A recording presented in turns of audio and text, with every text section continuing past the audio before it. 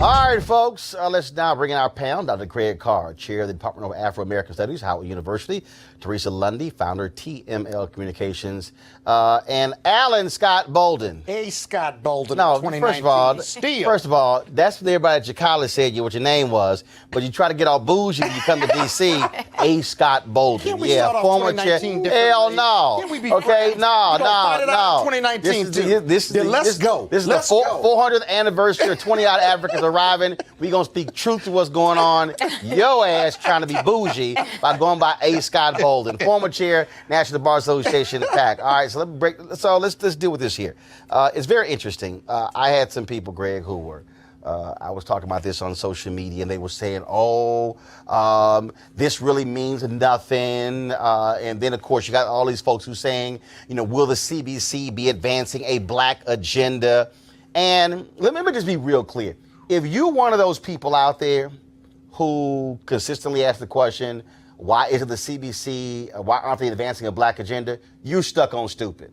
Because if anybody, Greg, understands the history of the CBC, yes, sir. And unfortunately for a lot of people, they have no clue what members of Congress literally do every single day to act as if having 55 CBC members isn't important is nuts. It's crazy. I mean, in fact, we can look today. House Majority, this was in Politico. House Majority touts its first black female floor director. Shawanza Goff is going to be running all the legislation through Steny Hoyer. There's a lot of black folks. Now, I will say, maybe Hakeem Jeffries is starting his campaign to be Speaker of the House a little early. I think he went a little over the top with that But that having been said, everybody's saying that needs to pay attention. The first bill introduced in the House today, H.R. 1, pushing through everything from campaign finance reform to gerrymandering to voting rights. There's black folks all up and down that legislation. And to have that greater number, Emmanuel Cleaver opened up with prayer today on the House floor. Those Republicans, I'm looking at Kevin McCarthy, I'm looking at them like their heads are about to explode. But why isn't that just symbolism? We've always had black people in the caucus. We've always had black people in the representatives. That's why I started with the legislation they introduced, bro. But does that represent real power or real symbolism? Well, I think it has to be translated black people now. Full of symbolism, right? It has to be translated into power. Okay. Here's the caucus has always had a challenge doing that. Stop. Hold up. First of all, Julian, you're not on the panel. Okay, you here on another topic, so you got to wait your turn. You got to wait your turn. Okay, they not gonna talk. They not gonna talk in your segment. You ain't talking in their segment. See, now I'm telling you right now, I'm checking everybody in 2019. But let me deal with this. Here we go to my iPad. So over the Christmas holidays, you don't see it. Let me go here. Y'all come out here. Check this cable here. And I'm laying this out for a reason. So I tweeted this. So the CBC sent out a statement when the Farm Bill was signed into law by Trump. And what they did was they talked about the role the CBC played in the Farm Bill. Yes. Now, here's a piece. And I listed all. So if you want to see this, go to Twitter and put in hashtag Farm Bill CBC.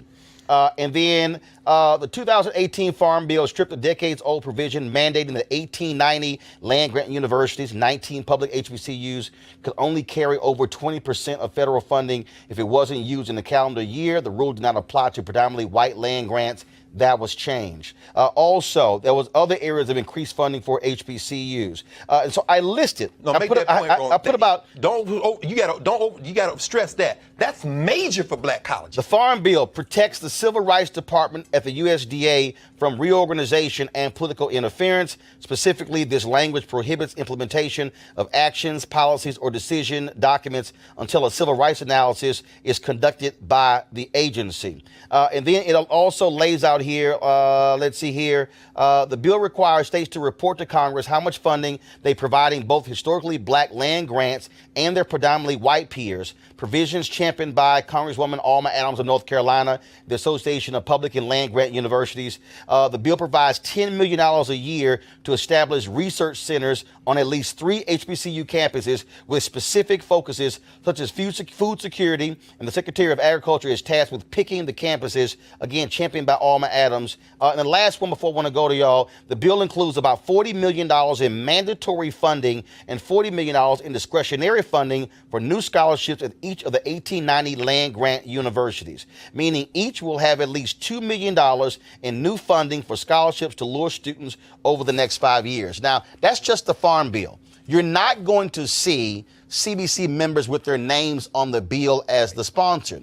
But what members of Congress do, Scott and Teresa, is that they're able to make changes. Literally, if a word or a line is removed, if something is actually added, it can actually create changes. I just think for some reason, folks really don't understand the role of politics and the role that somebody plays. They may say, oh, this person here, they only had 2 bills passed in 20 years. Right. But you don't know the role that they played in 300, 400, 500 other bills.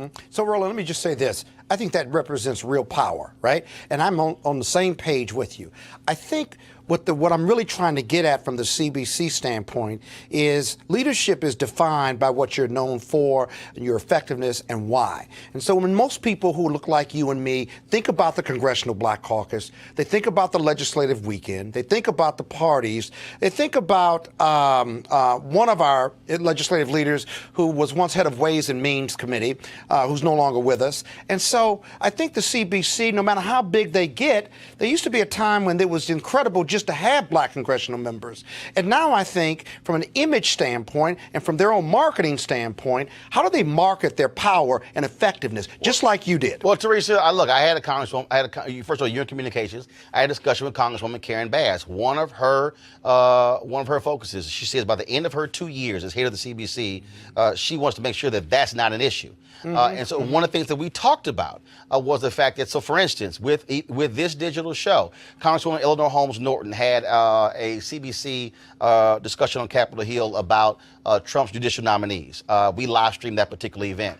Congresswoman Yvette Clarke had a particular event as well that we also live streamed. And I said, look, there are things that your members are doing that no one knows about. I said, and if your people also are not talking, I said, look, ABC, NBC, CNN ain't going to be showing up to y'all stuff. And I literally laid out a strategy in terms of how they should be maximizing black media outlets, maximizing black syndicated radio, maximizing the 30 largest urban markets, those radio talk shows in those markets as well, in order to actually get that message out.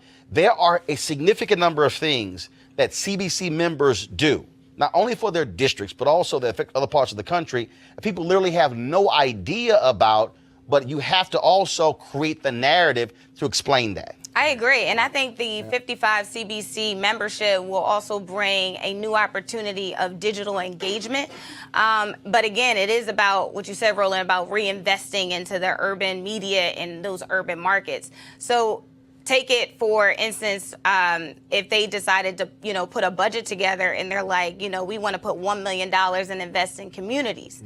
I think the CBC should actually continue to do that year round instead of just the monthly newsletters that they currently do in DC. Because, outside of, some of the issues that just takes place in DC, I think locally they can, engage and probably uplift their communications a little bit more in their community. But Greg, news organization. I definitely wouldn't walk away from mainstream news sources, but I would actually start looking at what that narrative strategy is to local engagement. So going back to their districts and actually implementing it. But the thing though, Greg, but you also have to look at this thing as a collective. So what you have now is you have 5 CBC members who are actually chairing committees. And so when you begin to talk about, so for instance, the Oversight Reform Committee, the name was actually changed because their actual intent was not just government oversight, it also was in the private sector.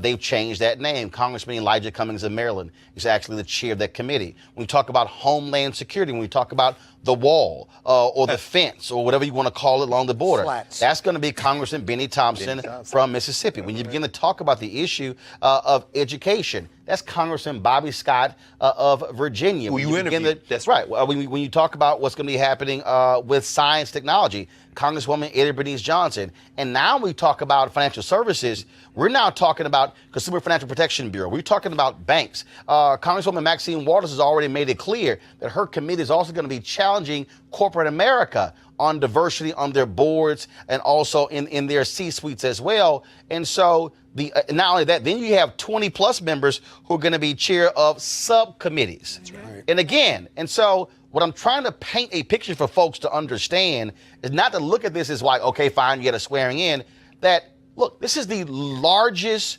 number of black members ever.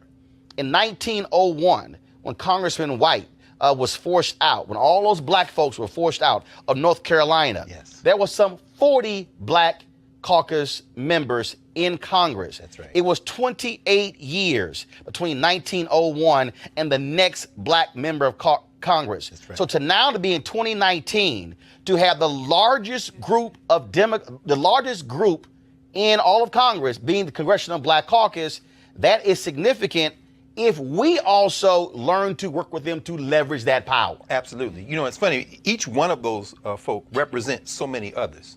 And then there's the coalitions. I mean, for me, Ocasio-Cortez should have been on that stage. Why? She's Afro-Latino. She's from Puerto Rico. Well, in fact, the Black, Latino, and the Asian American caucus represents about 130 members. Exactly. And that's not just the member. Wow. So you have two. Julian, I told you. You are not on this panel conversation. You looking at him? I told you. All right. Okay. Trust me. Now, when you get to your segment, you ain't going to want none of them to say nothing. So, Greg, go ahead. But Roland, the point you're making is very important. Because when White gave that famous Phoenix speech in 1901, when he said, yes, you're putting us out, but like the Phoenix, we will rise from the ashes. He was saying it at a time when there weren't 50 states. So in terms of percentage of black representation, you go back to Reconstruction 150 years ago, you can see that significant. But it isn't just the individuals.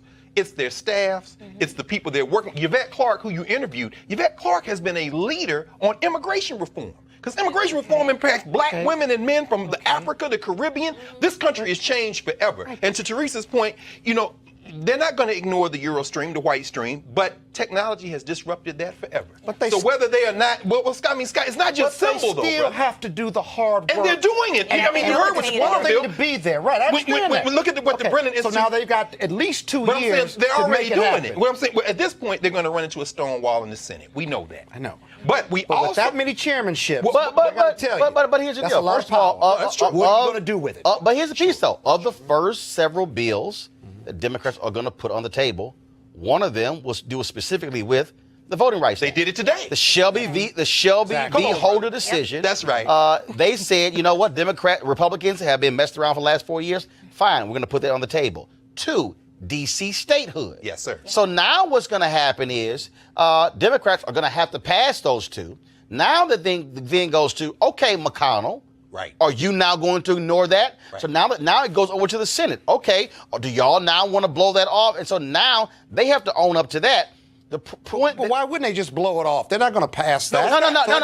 No. It doesn't matter. It doesn't matter if it dies in the Senate. The only role of House members is to pass things in the House. Right. They don't control the Senate. Right. But what I'm saying is the CBC's opportunity is to leverage and harness that power to say, we want this, we want this, we want this, and now if y'all want to mess with us, we got 55 votes. 55 and something you said when you laid out with Benny Thompson and with banking with Maxine Waters, oversight. Right, oversight. That's the key. There's a story that just came out of Indiana, for example. These white folks in Trump country are now complaining because the EPA hasn't cleaned up their thing, and they want hearings now for the EPA because their children are dying of cancer. They voted for Trump. Now that comes to the Congress. When you start talking about Benny Thompson, Homeland Security, like you say, slats, wall, whatever, Benny Thompson, they're about to get into details. And watch these white folks who call themselves Trump voters switch once these black folks over these committees start. In fact, here's what I would suggest. Do what Bobby Kennedy did in 1966, 67, 68, where they moved those hearings to those areas. To those communities. How about, don't have the hearings in D.C. Have the hearing in those towns. Yes, sir. And then tell Vice President Pence, to your point, Yes. the town of Indiana. Yes, sir. You were the governor. Let Andre do it. Why don't you come on? Why don't you come on back, have the conversation again? And so everybody who's watching, I'm about to go down next door. But I need y'all to understand. We're going to be first of all having more. First of all, our goal the next every quarter, actually the first 6 months, to have every CBC member on this show.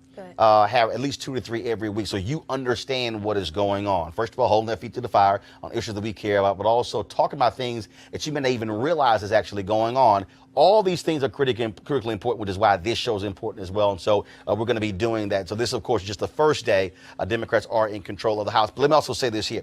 So there are 55 CBC members. Mia Love, of course, lost in Utah. She was the only Republican in the Congressional Black Caucus. There's still 2 other Republicans, black Republicans in Congress. Will Hurd of Texas, Congressman Will Hurd of Texas, and Senator Tim Scott of South Carolina. Both of them are not members of the Congressional Black Caucus by their own choosing. And so just want to let y'all know that. So of the 55, all are Democrat. Last Congress, you had one who was a Republican, Mia Love, but she got voted out. So Hurd and Scott are not members. All right, folks. You want to support Roland Martin Unfiltered? Be sure to join our Bring the Funk fan club. Every dollar that you give to us supports our daily digital show. There's only one daily digital show out here that keeps it black and keep it real. As Roland Martin Unfiltered. Support the Roland Martin Unfiltered daily digital show by going to RolandMartinUnfiltered.com. Our goal is to get 20,000 of our fans contributing $50 each for the whole year. You can make this possible. RolandMartinUnfiltered.com.